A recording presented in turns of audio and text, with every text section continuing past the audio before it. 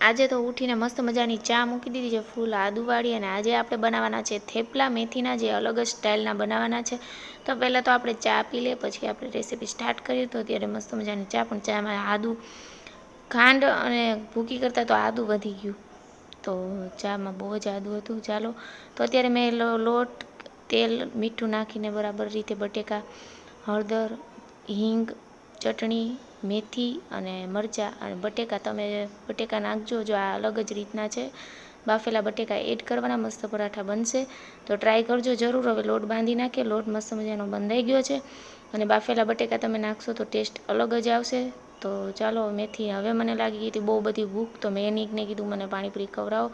તો હું એની જોડે મસ્તી કરતી હતી કે ના, મને લઈ જ જાઓ, પાણીપુરી ખવડાવો. તો નીક કે આ વાંધો ના, ચાલ લઈ જાઉં છું. તો વેદુને પહેલાં તેડવા જવાનું હતું ને, રસ્તામાં મેં કીધું મને નાસ્તો કરાવો, કારણ કે આજે સવારનું મેં બહુ એવું બધું કંઈ જમ્યું નહોતું, બહુ ભૂખ લાગી ગઈ હતી.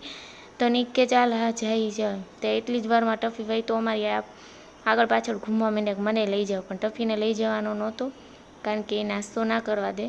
તો ચાલો, હવે હું ને નીક તો બંને નીકળી ગયા છીએ નાસ્તો કરવા માટે, અને વેદુને તેડવા માટે. અને રસ્તામાં બસ થોડી વાર વાતું ચીતું કરતા જઈએ છીએ અને નીકળી ગયા છીએ. તો બસ, વિડીયો ઉપર નવા હોય તો લાઇક, શેર, સબસ્ક્રાઈબર કરી દેજો, કારણ કે આવા નવા વિડીયોઝ જોવા માટે. હવે અમે લોકો પહોંચી ગયા છીએ પાણીપુરી ખાવા માટે, ને મેં તો ચપાચપ પાણીપુરી બસ, તો બહુ જ સ્પાઇસી, ટેસ્ટી ને 6 ફ્લેવરની હતી. તો મસ્ત મજાની પાણીપુરી હતી. તો અમે લોકો તો પાણીપુરી બંને એન્જોય કરી છીએ. અને વિડીયોને પ્લીઝ લાઇક, શેર, સબસ્ક્રાઈબ કરી દો. અને હવે અમે લોકો પાણીપુરી ખાઈને નીકળી ગયા છે, અને હું નીકને કહું છું કે બહુ જ પાણીપુરી સ્પાઇસી હતી, કારણ કે હું સ્પાઇસી નથી ખાઈ શકતી.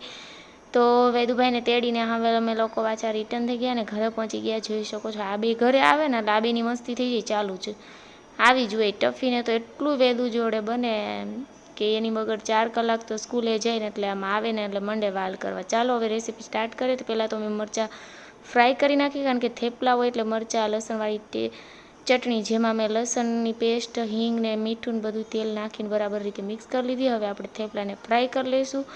તો મારા થેપલા મસ્ત મજાના ફ્રાય થાય છે. હવે જોઈ શકો છો, મારી ડીશ થઈ ગઈ છે મસ્ત મજાની રેડી, જેમાં છે થેપલા, લસણવાળી ચટણી, ફ્રાય કરેલા મરચાં અને દહીં. થેપલા હોય એટલે દહીં તો જોઈએ જ. તો મારી તો મસ્ત મજાની ડીશ રેડી છે. તો વિડીયો પસંદ આવે તો લાઇક કરી દો, શેર કરી દો અને સબસ્ક્રાઈબ કરી દો. Bye bye.